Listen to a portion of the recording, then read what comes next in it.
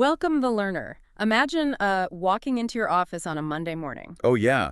The layout is totally identical. The coffee machine in the break room is still making that weird grinding noise, right? Exactly. But as you look around, 5 of your 12 teammates are just gone. Their desks are empty. And they weren't part of some massive Friday afternoon layoff either. They didn't get fired. Right. Over the last year, they just naturally left for other opportunities or, retired. And your company simply never replaced them. Yeah, and now your boss expects the remaining 7 of you to hit the exact same targets the 12 of you used to hit. It's wild. Welcome to the era of quiet compression. It really is an invisible shrinking. It's the reality for so many people right now. Yeah. It feels less like an economic shift and, well, more like a slow-motion magic trick where your colleagues keep disappearing. Which is exactly why, on this Monday, April 27, 2026, the question keeping you and millions of other people awake at night is, will AI take my job? It's the only question anyone is asking. Okay, let's unpack this. Our mission today is to cut through all that mounting anxiety. We really need to. By the end of this deep dive, you're going to understand exactly what AI is doing mechanically. But more importantly, you're going to understand the 3 uncrossable boundaries that make human workers entirely irreplaceable. But to do that properly, we can't just look at, tech blogs. We have to look at the entire systemic picture. Which is why we brought a, frankly, intimidating stack of source material today. I mean, we're pulling macroeconomic projections from Goldman Sachs, McKinsey, and the Dallas Fed. We've got legal frameworks from the Florida Bar, trade school industry reports, and some really fascinating psychological studies. Yeah, the ones on effective computing and artificial empathy. So let's start with those macroeconomic projections. Good idea. Because the mainstream headlines are doing a massive disservice to the actual data. Oh, absolutely. Like, if you only read the Goldman Sachs executive summary, you see this terrifying number. 300 million full-time jobs affected globally. Or you look at Oxford's claim that 47% of U.S. occupations are at high risk. Right. And the immediate human reaction is to assume half the country is going to be destitute by the end of the decade. But when you actually read the fine print in the McKinsey and World Economic Forum data, they're measuring something entirely different. Completely different. They aren't saying 300 million people are getting fired. Right. They're saying the tasks within those jobs are being automated.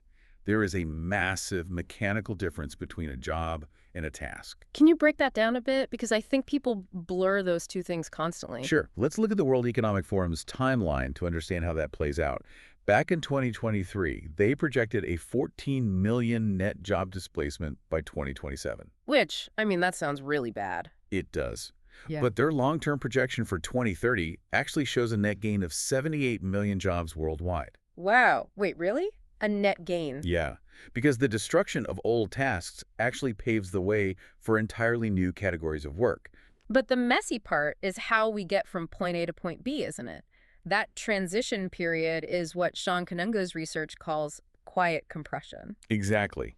Going back to your Monday morning scenario, the company isn't firing people en masse. They're just relying on attrition. And the underlying logic here is just margin expansion, right? Yeah, pretty much.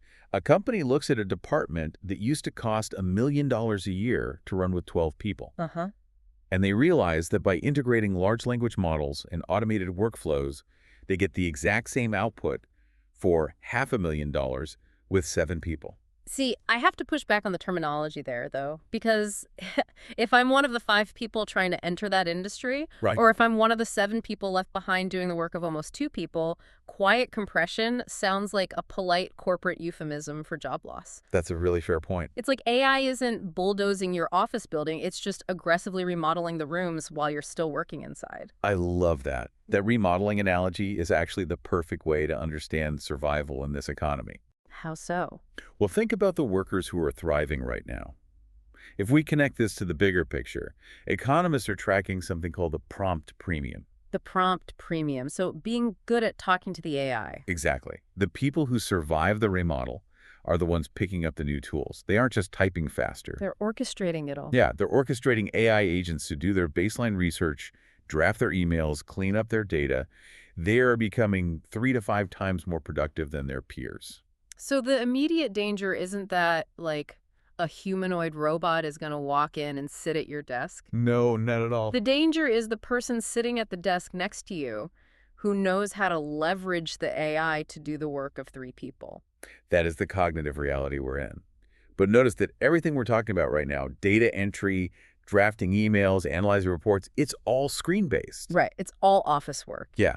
So if the cognitive office space is experiencing heavy compression, we have to look for the environments where AI completely fails to operate. Okay, so if the office is a construction zone, let's look out the window at the actual construction workers. Great pivot. You've probably run into Moravec's paradox before. It's that hilarious irony where a computer can instantly ace the bar exam or pass the medical boards. Oh, yeah. But if you ask a multi-million-dollar robot to fold a laundry shirt or walk up a flight of stairs scattered with Lego bricks, it falls over and fails completely. It's so true. Yeah. And the mechanism behind Moravec's paradox really comes down to evolutionary biology versus computational history. What do you mean by that? Well, high-level cognitive reasoning, like playing chess or doing calculus, Yeah. is a very recent development in human history. We only started doing it a few thousand years ago. Right. So for a computer, modeling those logical rules takes very little computational power. But low-level sensoromotor skills, walking, balancing, recognizing a shadow, isn't a solid object. That stuff took millions of years of evolution. Exactly. Replicating those messy physical world interactions is incredibly difficult and wildly expensive for a machine. Which totally flips the script on what our parents told us, you know? Mm-hmm. We were always warned that manual labor would be automated first and intellectual work was safe. And it is the exact opposite today. Yeah. According to Anthropic's research in our stack, 30% of workers have jobs with zero observable AI exposure. None. We are talking about the physical frontier here. Correct. Plumbers, electricians, HVAC technicians. Right. The Bureau of Labor Statistics is projecting an 11% growth just for electricians through 2033. That's roughly 80,000 job openings every single year that absolutely cannot be automated by a language model. Here's where it gets really interesting. There is a massive irony playing out in the economy right now. Oh, about the infrastructure. Yeah. The AI revolution itself is aggressively fueling the demand for those skilled trades. You cannot build a billion-dollar data center to train the next language model without thousands of electricians. Exactly. You need them to lay the high-voltage cable. And HVAC specialists to install the industrial cooling system so the servers don't melt. The digital world requires a massive physical footprint. And AI cannot build its own infrastructure. But our source material from the Blue Collar Recruiter provides a really crucial nuance here. Oh, right. For anyone thinking about pivoting to a trade. Yeah. When the data says blue-collar businesses are safe, it strictly means the field work. They found that up to 70% of jobs within a blue-collar company are actually white-collar adjacent. Oh, I see. You mean like the dispatchers, the basic accounting staff, the marketing coordinators for a local plumbing franchise? Precisely. Let's say a regional HVAC company runs a fleet of 20 vans. The 20 technicians out in the field navigating cramped crawl spaces. Yeah. Diagnosing a 50-year-old electrical panel based on a weird burning smell, they are completely untouchable. But the office staff. Right. A modern AI dispatch system can dynamically route those 20 vans based on live traffic, weather, and parts inventory in 3 seconds. Wow. So the company that used to need 4 dispatchers and 2 routing managers now needs 1 supervisor monitoring the algorithm. Okay, so the physical world is the first uncrossable boundary. But I'm looking at my own hands right now, and I type on a keyboard for a living. Most of us do. I don't troubleshoot electrical panels, and neither do most of the people listening to this. If you are a knowledge worker, is your only hope just crossing your fingers that the attrition bullet misses you? Well, it depends entirely on the type of knowledge you hold in your head. The Dallas Fed study in our sources breaks this down beautifully. Yeah, they divide human expertise into 2 categories. You do. They call them codifiable knowledge and tacit knowledge. This explains exactly why the job market feels so bifurcated right now. I know codifiable is essentially the employee handbook. It's the standard operating procedures, the compliance checklists, formatting rules for a report. It's anything you can write down in a textbook. And AI is a total savant at codifiable knowledge. Exactly. Tacit knowledge, on the other hand, is experiential. It's the intuitive understanding you only acquire by doing a job for 10 years. Ah, so seeing 200 bizarre edge cases that aren't in the handbook. Right. It is the senior account manager knowing exactly why a specific client reacts poorly to a certain phrasing. Or a seasoned project manager sensing a timeline will fail even though the spreadsheet says it's optimized. So tacit knowledge isn't just a mystical gut feeling. It's pattern recognition built on years of physical and emotional repetitions. Which brings us to the core issue. Because AI masters codifiable knowledge so easily, it acts as a direct substitute for entry-level workers. Oh, that makes sense. When you graduate college, you don't have tacit knowledge yet. You only have the codifiable knowledge you learned in your classes. Man, if you're listening to this and you just graduated college, the Dallas Fed data explains exactly why your job hunt has been so brutal. It's incredibly tough. You are competing against algorithms that have memorized every textbook ever written and work for fractions of a penny. But for experienced workers, AI acts as an augment, not a substitute. Yeah. This has created a massive experience premium. Okay, meaning they get paid more? Yeah, senior workers are seeing strong wage growth because companies desperately need people with tacit knowledge to oversee the AI's outputs. You need humans to catch its subtle hallucinations and navigate ambiguous edge cases. Wait, hang on. If I follow that logic to its natural conclusion, we are walking into a massive structural trap here. How so? If a company automates all the entry-level tasks, the grunt work, how does a young worker ever get the hands-on practice required to develop into a senior expert? We're cutting the bottom rungs off the career ladder. You absolutely nailed it. That is the primary bottleneck of the 2026 labor market. Firms are realizing they accidentally severed their own talent pipelines. Oh, man. The traditional corporate model was basically an apprenticeship disguised as data entry. You hire a junior analyst, make them build PowerPoint decks for 60 hours a week. And over 3 years, they absorbed the tacit knowledge of the firm through osmosis. Exactly. But if the AI generates the deck in 4 seconds, the junior analyst never gets their reps in. So how are companies actually trying to solve this? They're essentially having to build cognitive flight simulators. Flight simulators for office work. Yeah, firms are trying to create artificial training environments. Junior employees are given historically complex case studies and asked to solve them, purely for the sake of learning. That sounds really expensive. It is incredibly expensive and totally untested. Okay, so accumulating tacit knowledge buys you time. But what about decisions where the consequences are so severe that experience alone isn't enough? Like high-stakes choices. Yeah, what happens when a decision carries massive legal, moral, or societal weight? That brings us to our second uncrossable boundary, the accountability anchor. The starkest example of this is in the judicial system. Oh, the Florida Bar Journal piece. Yes. Our sources from the Florida Bar contain a study that should terrify anyone who cares about the law, but also reassure them about human irreplaceability. They built an AI to predict decisions by the European Court of Human Rights. Yeah. Just purely based on the textual information of the case file. And it achieved 79% accuracy.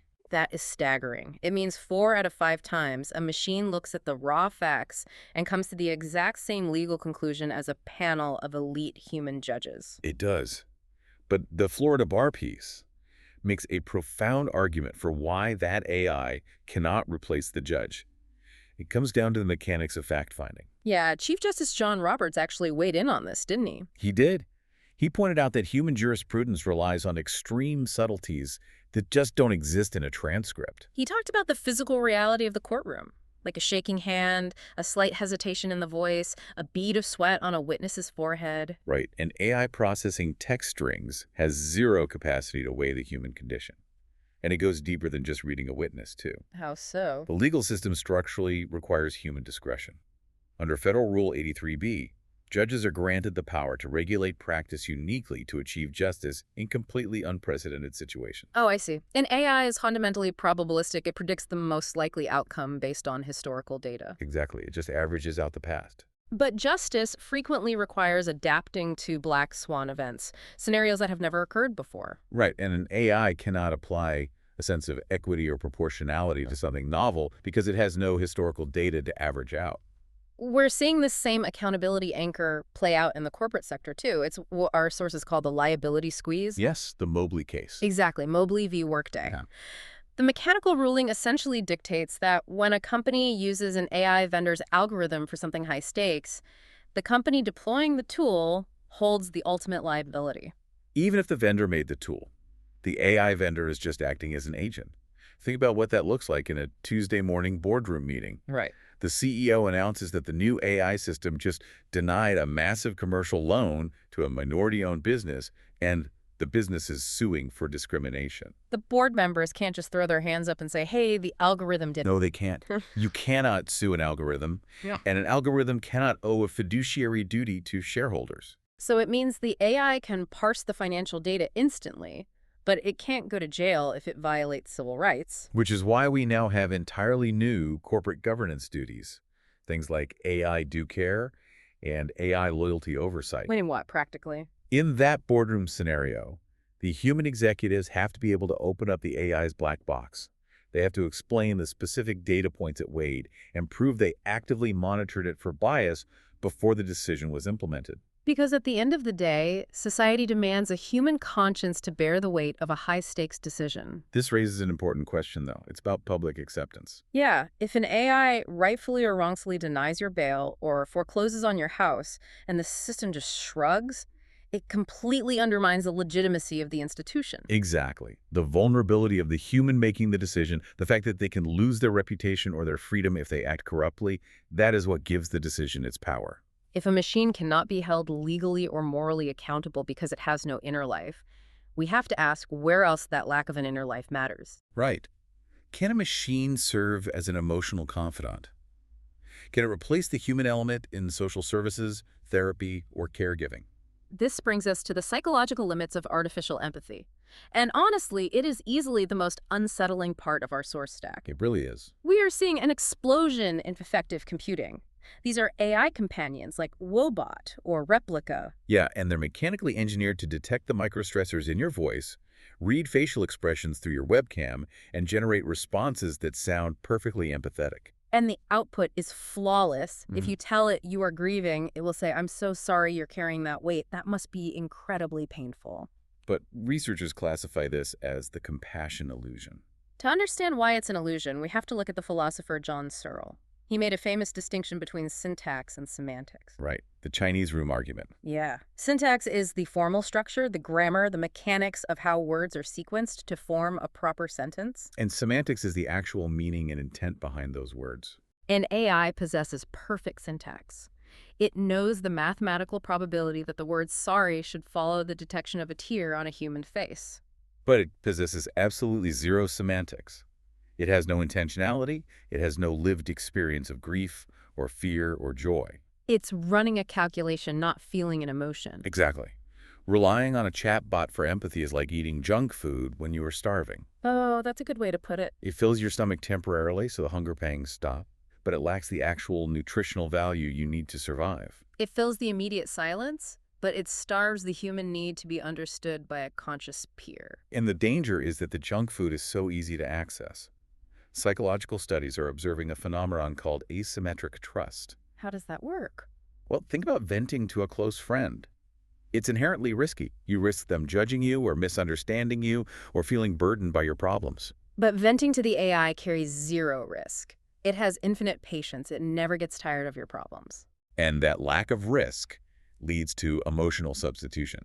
People start retreating from the messy, difficult human relationships in their lives because the AI is so accommodating. But over time, constant exposure to this algorithmic sympathy leads to affective overload. Yeah, affective overload, meaning we are just bombarded with synthetic compassion from every device we own. Like your smartwatch tells you it's sorry you didn't sleep well. Your customer service bot tells you it feels terrible. Your package is late. Exactly.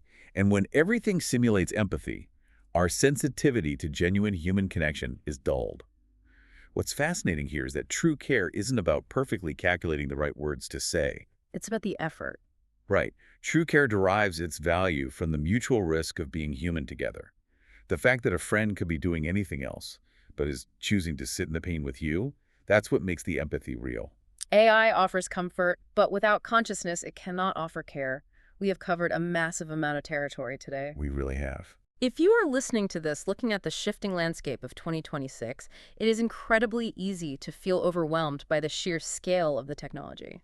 But your irreplaceability as a worker and as a person really comes down to three deeply human pillars. Physical presence, moral accountability, and emotional resonance. If your work requires you to navigate the unpredictable, messy physical world, you hold the high ground. If your job requires you to bear the moral, legal, and reputational weight of a complex decision, you are the anchor society demands. And if your role relies on genuine, shared emotional vulnerability, you cannot be simulated. There is one final unexplored thought I want to leave you with, though.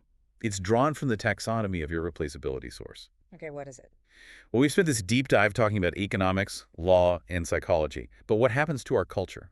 Oh, wow. That is a massive question. It is. True scientific innovation and truly resonant art require something researchers call radical creativity. Radical creativity. Yeah. This is the courage to ask bizarre questions, driven by pure, unadulterated wonder. And AI does not experience wonder.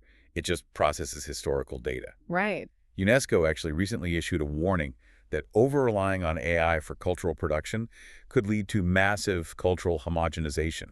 Because the AI is just endlessly recycling the data of the past. It averages out the human experience, which mechanically marginalizes minority voices. It smooths out all the weird, beautiful, unpredictable edges of human creativity. If we allow probabilistic models to dictate which stories get told, which art gets funded, and which scientific questions get asked, well, do we risk idling out the very meaning of human culture? It's a scary thought. The rooms are getting remodeled, but you're the one who has to live in them. That is a profound thought to chew on. When you ask, will AI take my job, the answer isn't just about what software can execute. No, it's not. It's about recognizing that you shouldn't look at your job as a mere list of tasks waiting to be compressed. You should look at it as a collection of irreplaceable human traits. The messy, accountable, physical, empathetic things that make you you. Exactly. Thank you for joining us on this journey today. Keep learning, keep questioning, and we will see you on the next deep dive.